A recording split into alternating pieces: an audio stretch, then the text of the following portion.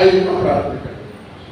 हमारे महान शक्तिमान हमारे दयालु परमेश्वर, आपका धन्यवाद करते हुए आपके कदमों में आते हैं, आपका शुक्र, आपकी तारीफ करते हैं, क्योंकि आप महान ईश्वर हैं, दयावान प्रभु हैं। पिता परमेश्वर, आप हम सबको बुद्धि समझ अकल दें, हमारी अगुवाई का तेरा पवित्र वचन जो हम जिसको प्रमाणन करेंगे, पिता परमेश्वर, इसके द्वारा आप हम सबसे बातचीत कर खास करके तेरा वचन हमें समझा, ताकि हम इसके समझ करके अपने जीवन में इन वचनों का अनुसरण कर सकें, ताकि आपके नाम की हमारी जिंदगी के द्वारा महिमा और जलाल होने पाए। तो यीशु मसीह के पवित्र नाम में आमीन। बहुत बार हमने लोगों को बोलते देखा है, खास करके बड़े बुजुर्ग लोगों को मैंने प्रभु यीशु मसीह का दर्शन किया। बहुत बार ऐसे लोग जिनको कुछ आत्मिक अनुभव होते हैं और वो इन चीजों का वो बताते हैं कि उन्होंने किस प्रकार से प्रभु के दर्शन किए हैं। एक बार एक बुजुर्ग महिला मेरे पास्टर के साथ बात कर रही और पास्टर से तमाम अपनी बातों को जानकारी, उनको बोला, हाजी साहब, मैंने यीशु मसीह के दर्शन किए हैं, मैंने यीशु मसीह को देखा। और पास्टर साहब काफी सत्य वचन में काफी वो बहुत अथॉरिटी रखते थे और कहते, आपने यीशु मसीह को नहीं देखा, आपने शैतान को देखा। तो कहते, भाई साहब ये कैसे कह रहे हैं? कहते, अगर आपने यीशु मसीह को देखा तो वो जो बुजुर्ग आंटी थी वो हुक्का पी रही थी, तो कहती है गुड़गुड़िया तुम्हारे पास नहीं होती। तो बहुत बार हमारी जिंदगी में हम दुनियावी कामों में भी करते हैं, वो जो परमेश्वर की मर्जी, परमेश्वर के वचन में वर्षित है, उन कामों को भी करते हैं और क्लेम करते हैं कि हमने हमारा प्रभु यीशु मसीह के पास किस प्रकार का रिलेशन, हम बयान करते हैं, हम अपने आप को एक्सप्लेन करते हैं, अपने आप को बताने का प्रयास करते हैं कि हम प्रभु यीशु मसीह को जानते हैं या प्रभु यीशु मसीह को हमने देखा। मैं कनार में था, एक हमारा भाई था और उसके पास एक इतना सा टुकड़ा, बहुत छोटा सा, इतना सा टुकड़ा होएगा और उस टुकड़े के ऊपर कुछ पीली कुछ काली जो इस प्रकार से उसके ऊपर कुछ पॉइंट्स थे और आप लगातार उसको लगभग मेरे ख्याल में 1 मिनट देखेंगे और उसके बाद जिस भी साइड को आप देखेंगे आपको क्राइस्ट की वो जो इमेज है वो आपको दिखाई देगी कुछ समय तक। और उसने अपने घर में एक जगह बनाई हुई थी, वो तस्वीर रखी हुई थी और लोगों को बुलाता था और मुझे मैं कहता, मैं तो यहाँ कई बड़े बड़े लोगों को यहाँ मसीह के दर्शन करवा दिए। और मैंने उनको समझाया, भाई ये कोई अथॉरिटी नहीं है, प्रभु के दर्शन करने हैं तो प्रभु का वचन पढ़ना है और प्रभु के वचनों में प्रभु के बारे में जो बयान किया गया है कि प्रभु हमारे कैसे। और कुछ समय के बाद वो भाई मुझसे नाराज से रहे कि मैंने शायद उनके उस प्रकार से काम करने के उस धंधे को उसके ऊपर मैंने जो है बुरा असर डाला और लोग उसके पास आना बंद कर दिए। तो बहुत बार हम क्लेम करते हैं हम दर्शन कर चुके हैं, हमने दर्शन पाए और बाइबल भी बयान करता है। आप प्रभु यीशु मसीह के जो पेशगोई होती है यशायाह के द्वारा या और दूसरे नबियों के द्वारा, प्रभु यीशु मसीह के आने से पहले, प्रभु यीशु मसीह के जन्म से लेकर प्रभु यीशु मसीह के अनंत काल के राज तक की प्रभु यीशु परमेश्वर के पवित्र वचन में विश्वसनीय है।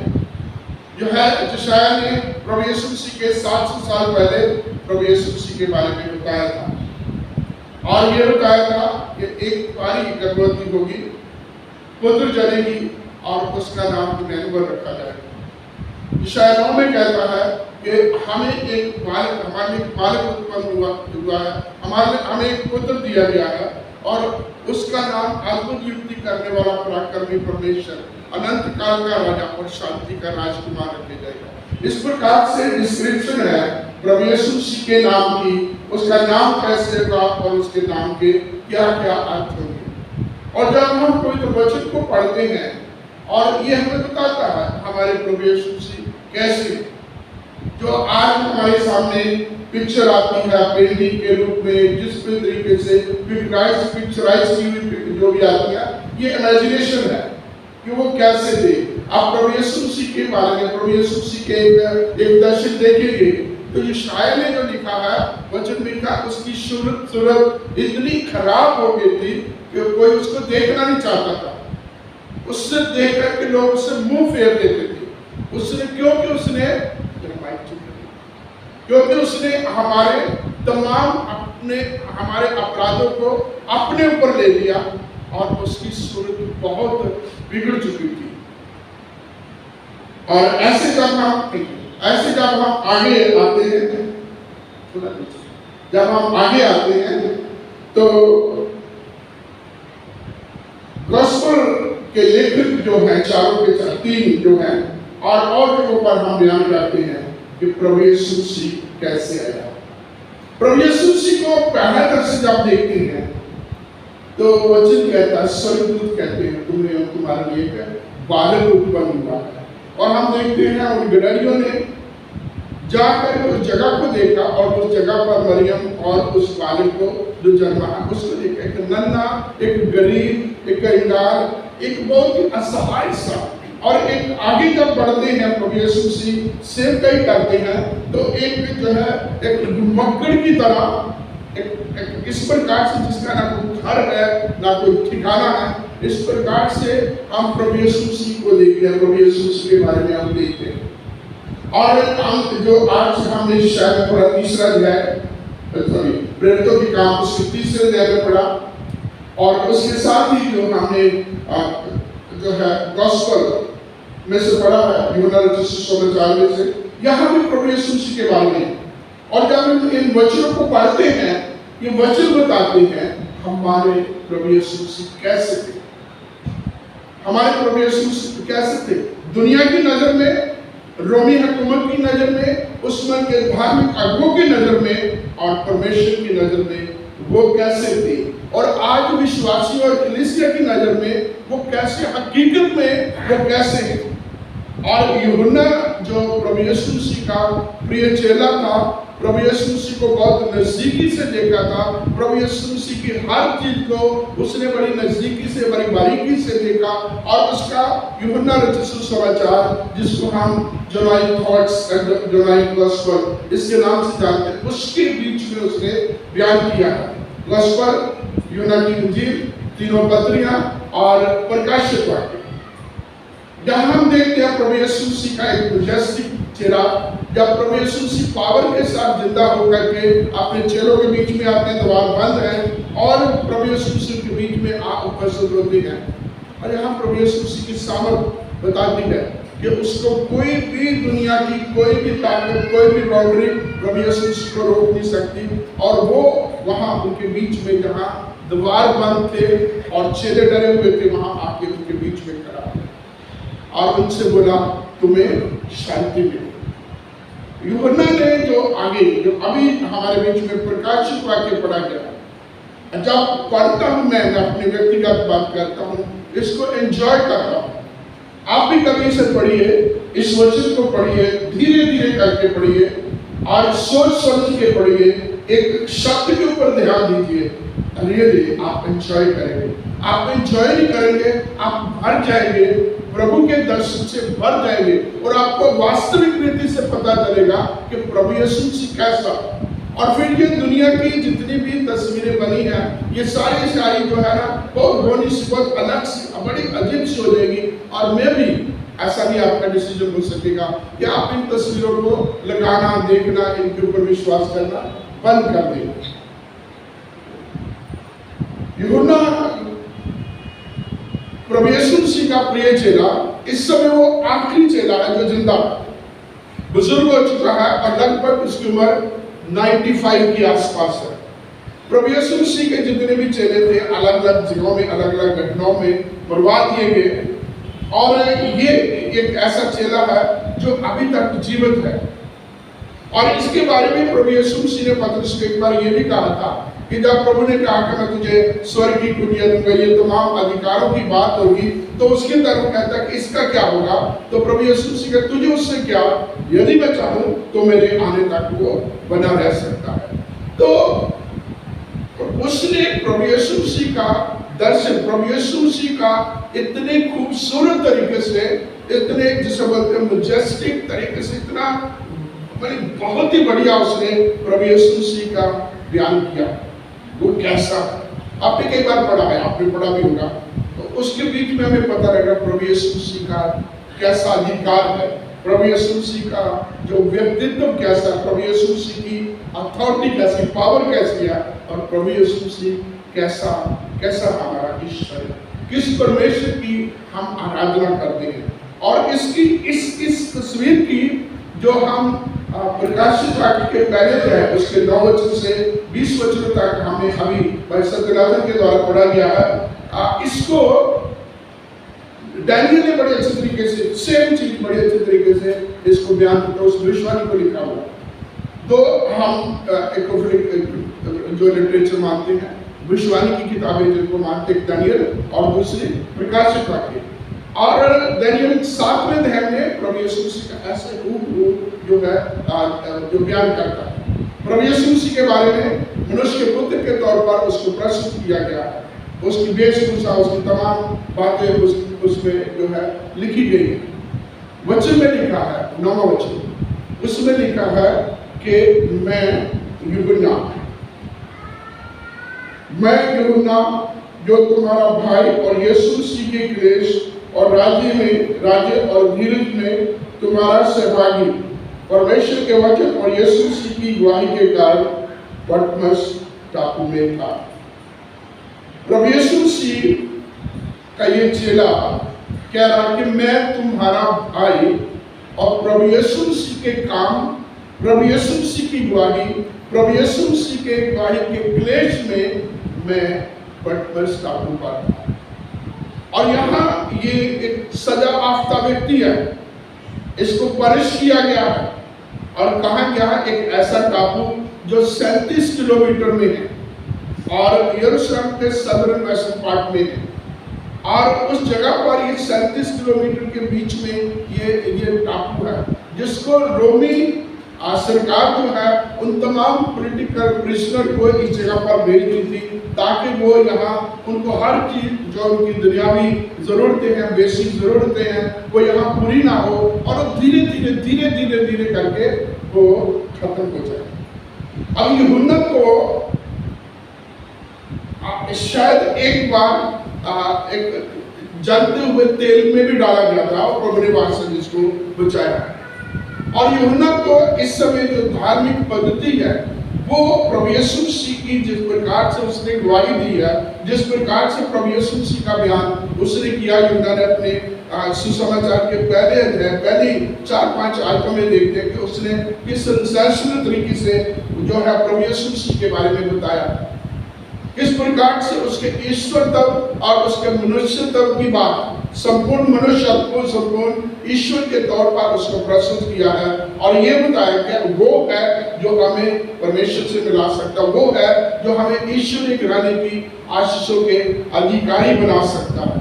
और जब वो प्रभु यीशु मसीह की गवाही देता है और प्रभु यीशु मसीह का सुसमाचार फैलाने से वो कभी नहीं रुका, इस समय उसको ऐसी जगह पर भेज दिया है, एक तरीके से रोमी सरकार ने उसे बांधने का काम किया है। इसे ऐसी जगह पर भेज दो जहाँ कोई भी लोग नहीं मिलेंगे और ये अकेला रहेगा, आगे से प्रचार नहीं कर सकेगा।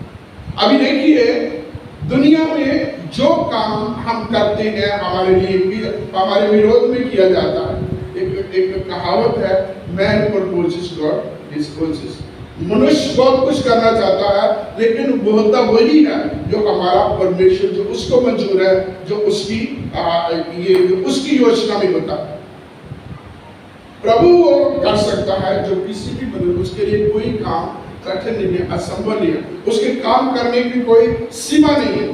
यहाँ यूहन्ना को एक ऐसी जगह पर बंधुआ बना करके, कैदी बना करके ऐसी जगह पर भेज दिया है जिसका नाम पटमस है। एक ऐसे टापू पर जहाँ वो आगे प्रभु की ना तो वर्शिप कर सकेगा और ना प्रभु यीशु मसीह की गवाही दे सकेगा। अभी देखिए परमेश्वर का काम कहता है, मैं यूहन्ना प्रभु की गवाही, पहला वचन, मैं यूहन्ना, 9वां वचन, मैं यूहन्ना, पढ़िएगा, मैं यूहन्ना जो तुम्हारा भाई और यीशु के कलेश, राज और धीरज में तुम्हारा सहभागी हूं। परमेश्वर के वचन और यीशु की गवाही के कारण पतमस टापू में था। कहाँ था वो? पतमस टापू पर, जो रोमी सरकार ने पॉलिटिकल प्रिजनर के लिए वो जगह रखी हुई थी, उस जगह पर उनको भेजना था, उनको बांधना था। वो क्या कह रहा है यहाँ, वो अपने आप उस तमाम चीजों को जो पहली सदी के लोगों ने फेस की, जो वो फेस कर रहे थे, जो पहली सदी के विश्वासी जिस प्रकार का सताव, जिस प्रकार का विरोध वो से उसको वो फेस कर रहा, और वो इसलिए कहता मैं तुम्हारा भाई और तुम्हारा सहभागी, जो यीशु मसीह की गवाही देते हुए इन तमाम क्लेशों को जो है सह रहा है। मैं पतमस टापू पर था। सरकार ने, अधिकारियों ने उसे ऐसी जगह पर भेजा जहां आगे से उसका मुंह बंद हो सकता है, जहां आगे से सेवा का कार्य खत्म हो सकता है। लेकिन परमेश्वर ने क्या कहा? आगे वो कहता है प्रभु के दिन मैं आत्मा में आ गया। प्रभु का दिन कौन सा है? प्रभु का दिन कौन सा है? आज का दिन है। आज का दिन कौन सा है? बहुत बार इसके ऊपर भी कंट्रोवर्सी होती है, वाद विवाद होते हैं, लोग सब्त का दिन कहते हैं, है ना?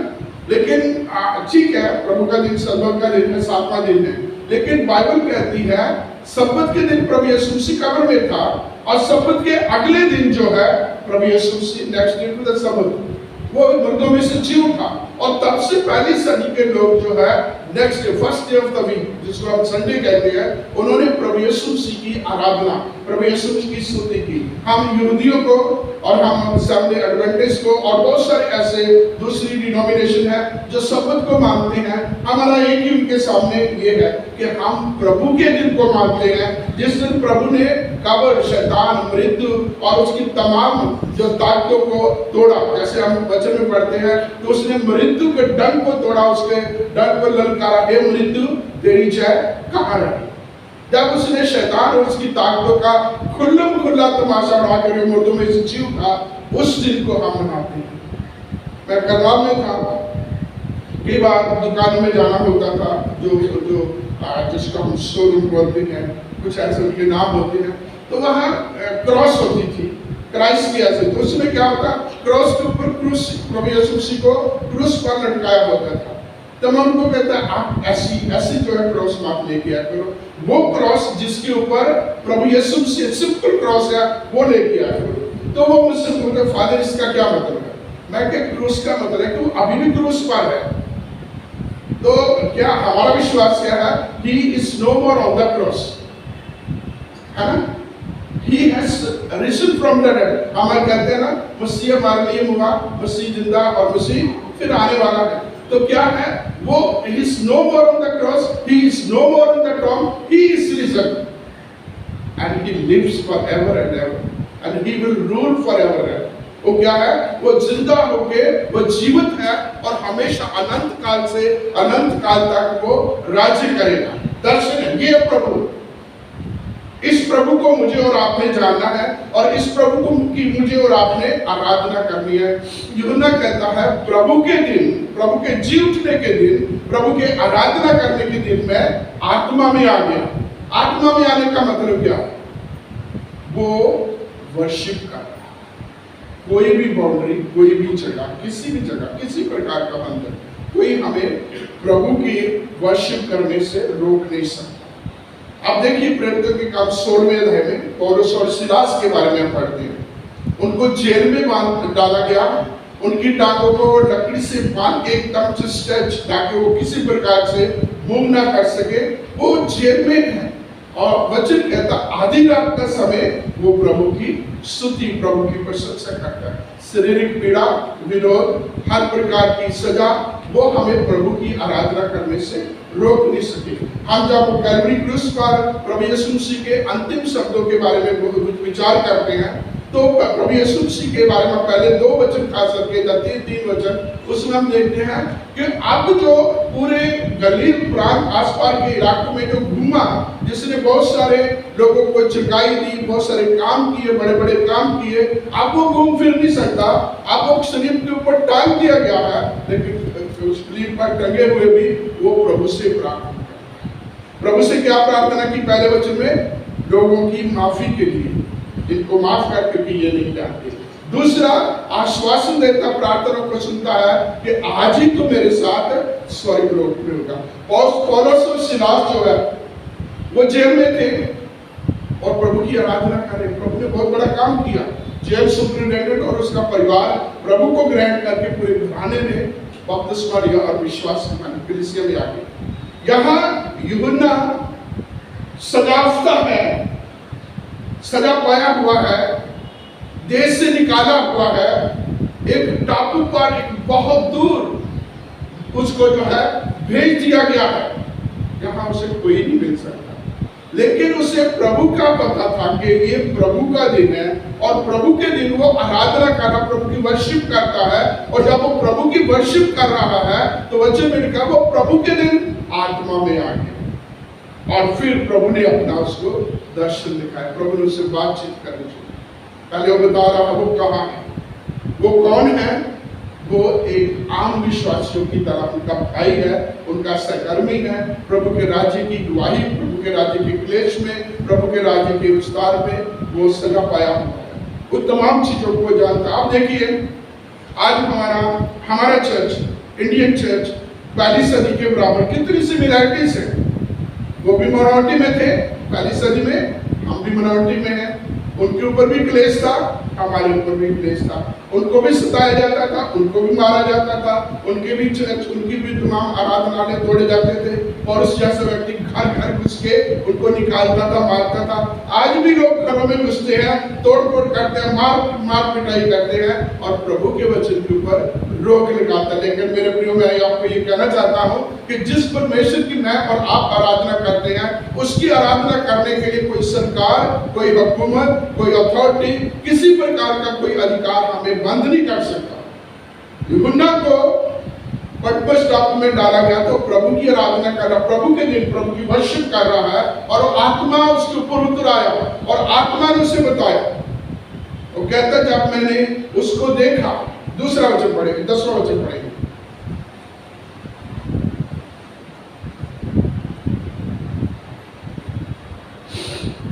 मैं प्रभु के दिन आत्मा में आ गया और अपने पीछे तुरही का सा बड़ा शब्द यह कहते सुना, जो कुछ तू देखता है उसे पुस्तक में लिखकर सातों कलीसियाओं के पास भेज दे, अर्थात इफुसुस और स्मुरना और पिरगमुन और थुआतीरा और सरदीस और फिलदिल्फिया और लौदीकिया को।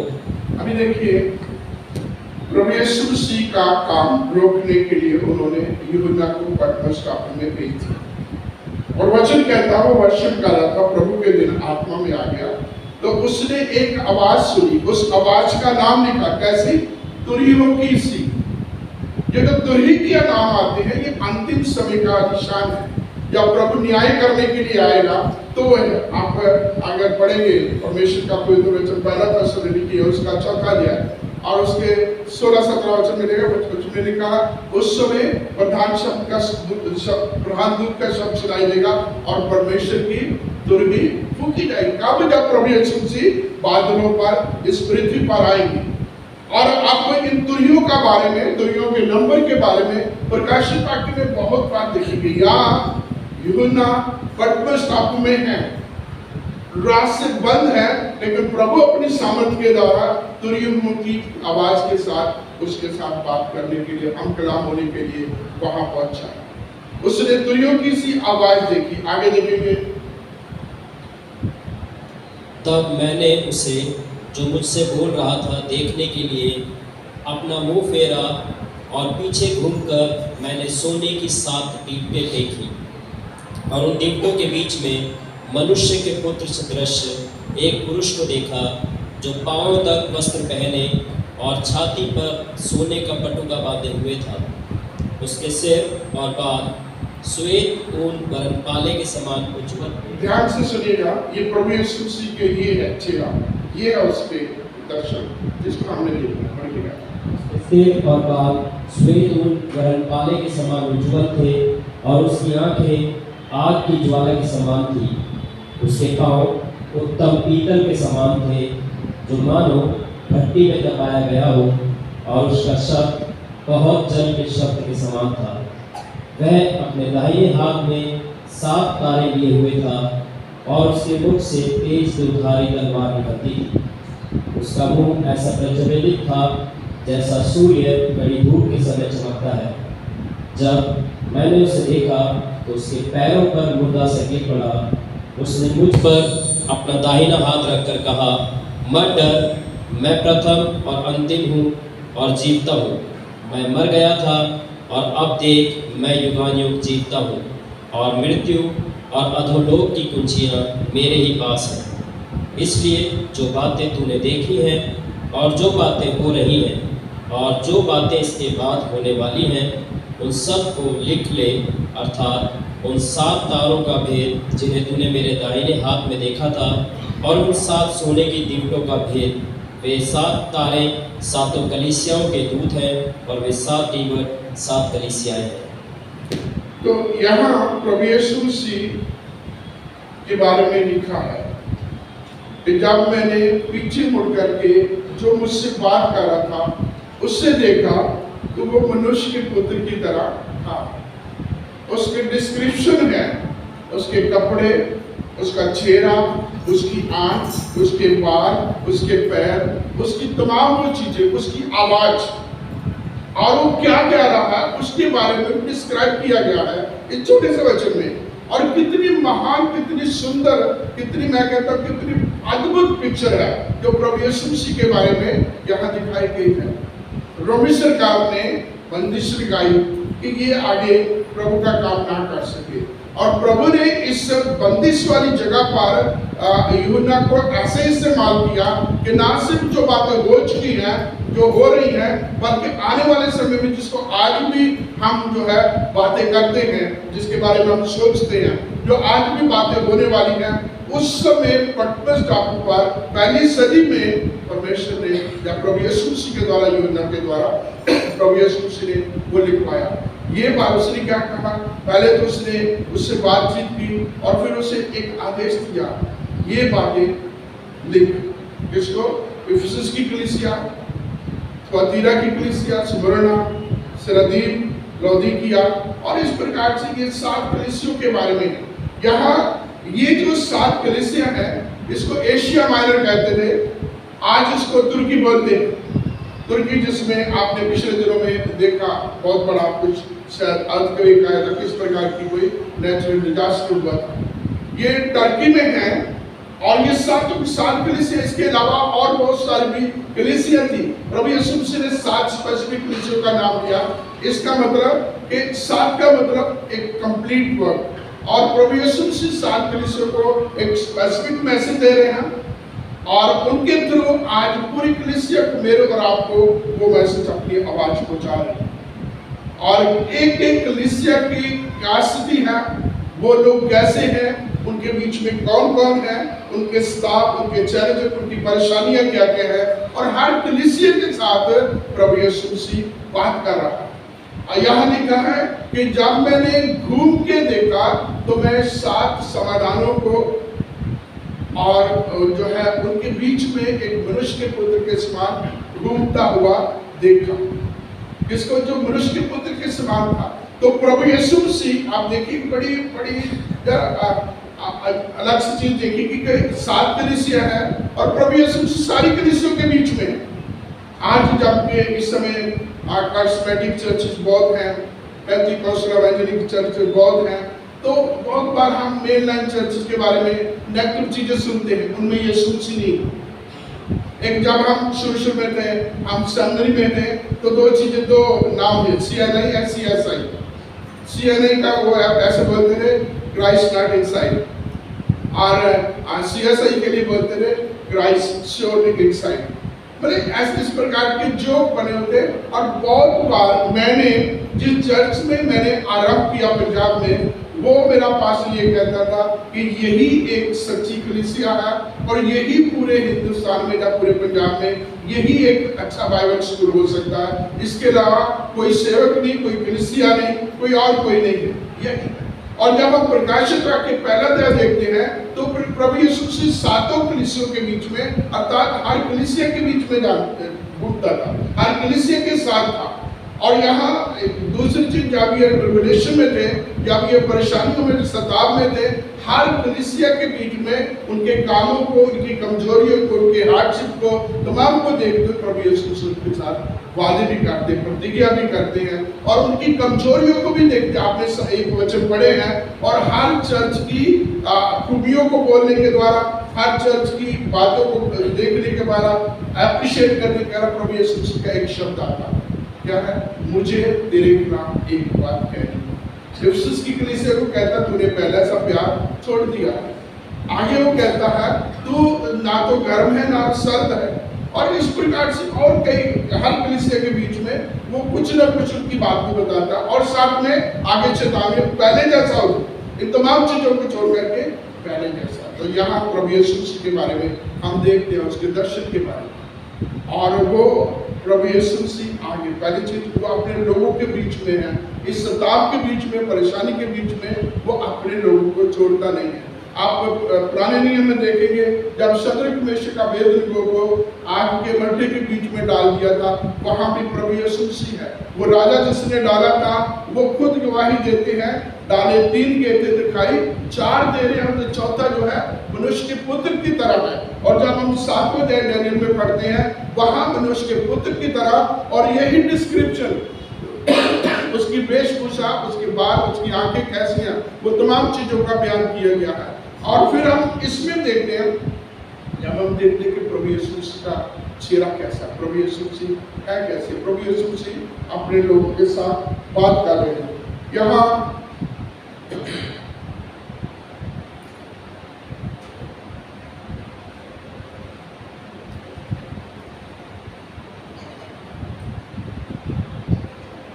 तेरह वचन पढ़ेंगे। यहाँ लिखा है, और दीप्तों के बीच में मनुष्य के पुत्र सदृश एक मनुष्य को देखा, जो पांव तक वस्त्र पहने और छाती पर सोने का पटका बांधे हुआ था। 13वां वचन देखिए, प्रभु यीशु मसीह की अधिकार के बारे में है। रोमी सरकार में या रोमी राज में जितना जिसके लंबे कपड़े होते थे, उतनी उसके पास ताकत थी, उतना उसके ऊपर अधिकार था।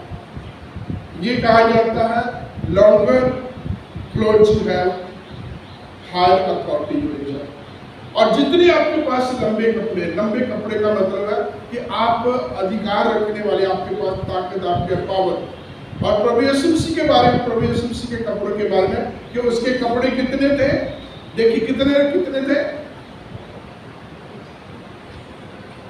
पांव तक, है ना, गले से लेकर के, कॉलर से लेकर के पांव तक। और आज हम खुद ही कपड़ों को चौड़ा करते जा रहे हैं, अपने अधिकार को हम खुद ही कम करते जा रहे हैं। पहली चीज, प्रभु यीशु मसीह के लंबे कपड़े जो है, लॉन्ग क्लोथ जो है, वो रोम के राजा के अलावा और कोई नहीं पहनता था ऐसे कपड़े। रोम, तो प्रभु यीशु मसीह को यूहन्ना, ये जो प्रकाशित वाक्य में, एक राजा की तरह प्रस्तुत कर रहा है। और दूसरी क्या बात है, उसकी छाती पर सोने की, क्या है, सोने की। और अगर आप निर्गमन उसके 39 चैप्टर में देखिए, यहाँ याजकों के कपड़ों के बारे में, उसके कपड़े कैसे होने चाहिए, कौन कौन सी चीज होनी चाहिए, क्या क्या लगा होना चाहिए। तो दूसरी चीज, जब प्रभु यीशु मसीह के लंबे कपड़े हैं, तो उसको राजा की तरह यूहन्ना प्रस्तुत कर रहा है। और जब सोने की इस जो है ढाल की बात कर रहा है, तो उसको एक याजक की तरह प्रस्तुत कर रहा है। वो ना सिर्फ राजा है, बल्कि वो याजक भी है। और फिर हम आगे और पर 14 वचन में पढ़ेंगे।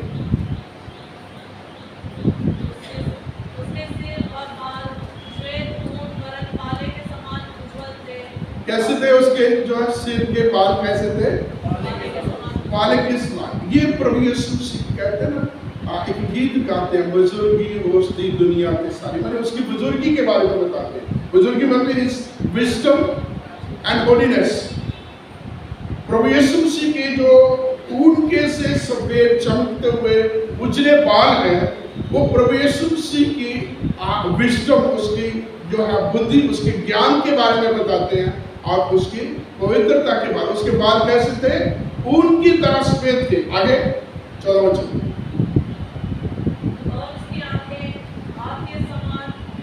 अभी देखिए प्रभु यीशु मसीह की आंखें कैसी थी? आंखें सौ। प्रभु यीशु मसीह को मूसा देखना चाहता था। प्रभु यीशु मसीह को मूसा ने परमेश्वर को कहा कि मैं तेरे दर्शन देखना चाहता हूँ। और मूसा को परमेश्वर ने समझाया कि मनुष्य जब मुझे देख ले तो जिंदा नहीं रह सकते। अभी देखिए क्यों आज जब हम निर्गमन में जो व्यवस्था पढ़ते हैं तो हमें लगता है कि परमेश्वर ने मूसा को दर्शन क्यों नहीं दिया। और जब हम प्रकाशित वाक्य में डैनियल जैसी किताब को पढ़ते हैं तो हमें पता लगता है कि वजह क्या है। अभी देखिए जिसकी आंखें कितनी है, अग्नि की ज्वाला की तरह, आग की तरह। एक आप जानते हैं जब आग जब निकलती है तो कितनी तेज होती है, कितनी शार्प होती है और कितना वो कंज्यूम कर सकती है, कितना नुकसान कर सकती है आग। प्रभु यीशु मसीह की आंखें इतनी तेज है और मनुष्य उसको देख करके जो है, और तेज आंखों की अग्नि की तरह प्रभु यीशु मसीह से कोई बात छिप नहीं सकती। उसकी आंखें हर जगह पर पहुंचती है, हर चीज को वो देखती है ना। जैसे हम बोलते हैं ना कि वो हमारे अंदर की, हमारे दिलों की मुरादों को जानते हैं। अंतरामी परमेश्वर है। प्रभु यीशु मसीह की आंखें एक जगह पर हम प्रभु यीशु मसीह की आंख के बारे में भी देखते हैं कि उसकी आंखें पूरे भूमंडल पर, पूरे संसार की तमाम देखी जितनी भी चीजें हैं हर चीज को वो देखता। उसकी आंखें अग्नि की ज्वाला की है। उसके आगे उसके पाँव उत्तम पीतल और उसके पाँव उत्तम पीतल के समान थे जो मानो भट्टी में तपाया गया हो। यहाँ जो है प्रभु यीशु मसीह के जो उत्तम पीतल के समान का मतलब है कि प्रभु यीशु मसीह की उस अधिकार को, प्रभु यीशु मसीह की उस अथॉरिटी को कि वो कितना किस प्रकार का है। नेक्स्ट वचन हम और पढ़ेंगे तो प्रभु यीशु मसीह के एक और उसके चेहरे के बारे में, आंख के बारे में पढ़ेंगे। 15 वचन। उसके पाँव उत्तम पीतल के समान थे जो मानो भट्टी में तपाया गया हो और उसका शब्द बहुत जल के शब्द के समान था। वह अपने दाहिने हाथ में 7 तारे लिए हुए था और उसके मुख से तेज दो-धारी तलवार निकलती थी। उसका मुख ऐसा अभी देखिए प्रभु यीशु मसीह के बारे में कि उसका जो आवाज कैसी थी? पानियों की तरह तेज आवाज थी और उसमें से 2 धारी तलवार निकलती। प्रभु यीशु मसीह की आवाज।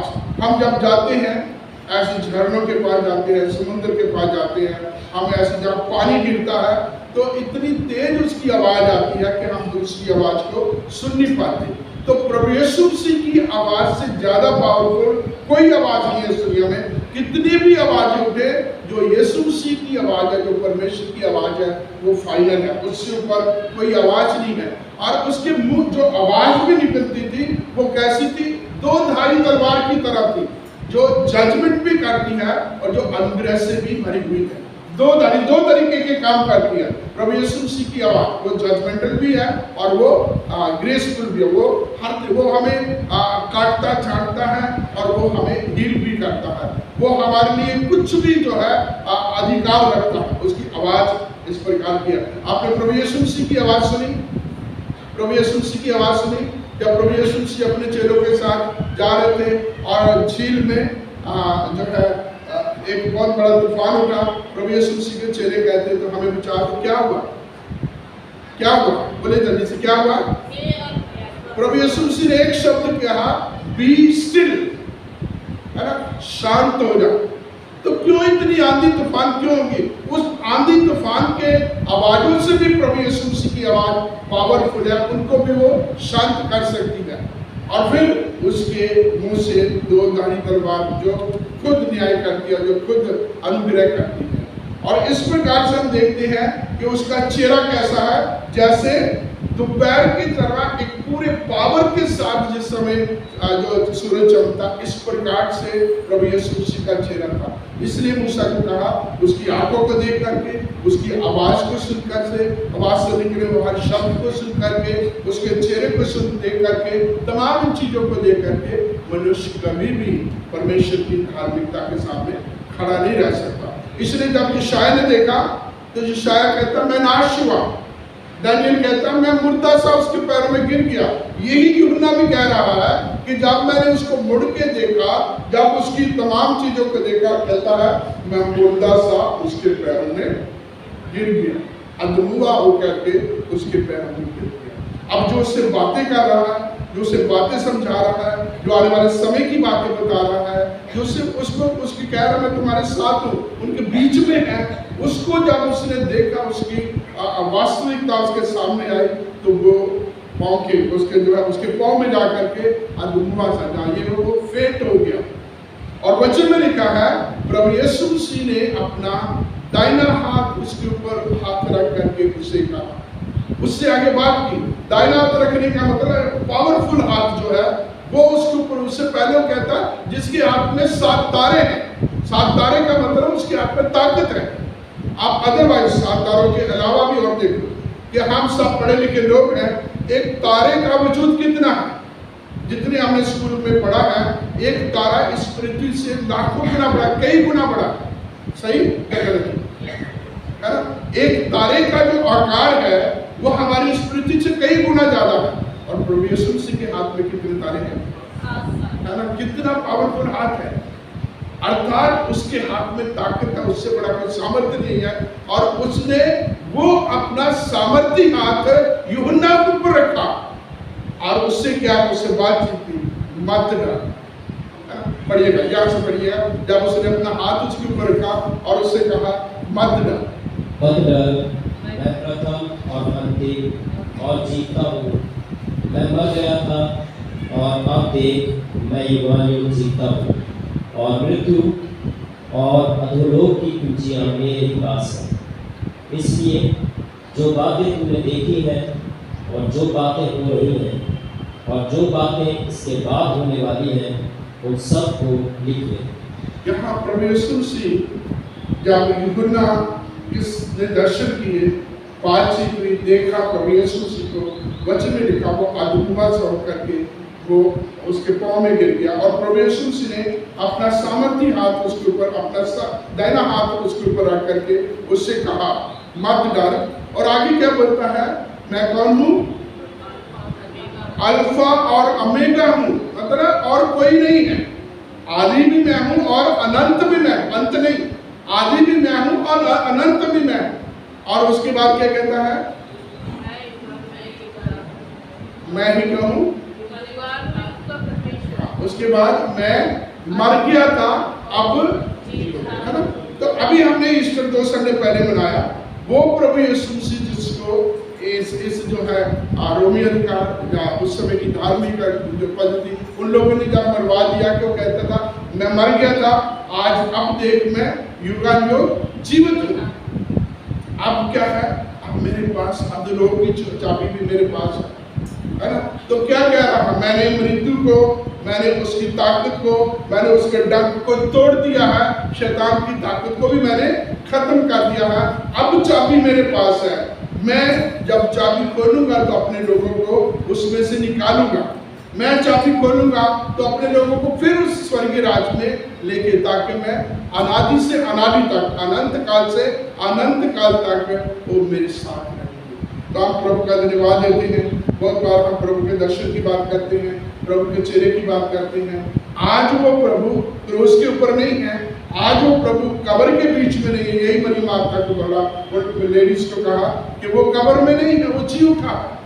आप वो क्रॉस के ऊपर नहीं है। मैं आपसे कहता हूँ, अगर हम क्रॉस लगाते भी हैं तो वो क्रॉस जिसमें क्रूसिफिक्शन का इमेज दिखाई है, उसको हटा करके एक वो क्रॉस लगाओ जो जिसके बारे में कुरिन्थियों की पहली पत्री उसका पहला अध्याय उसके 18 वचन में लिखा है, क्रूसी तथा नाश होने वालों के लिए मूर्खता है, परंतु हम उद्धार पाने वालों के लिए परमेश्वर की सामर्थ है। ऐसी क्रूस लगाए, अगर हम तस्वीर भी लगानी है ऐसी लगाए जिससे पता लगे कि जिस परमेश्वर की हम आराधना करते हैं, जो परमेश्वर हमारा परमेश्वर है, वो मुर्दा नहीं बल्कि वो जी उठा है।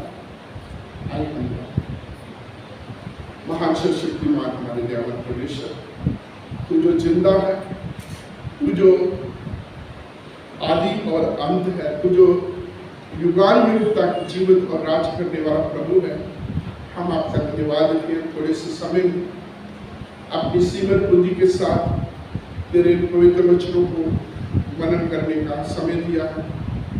हम अयोग्य पात्र हैं, तेरी इन गूढ़ ज्ञान की बातों को समझना हमारे बस में नहीं है। तेरा आत्मा ही हमें ये बातें सिखा सकता है।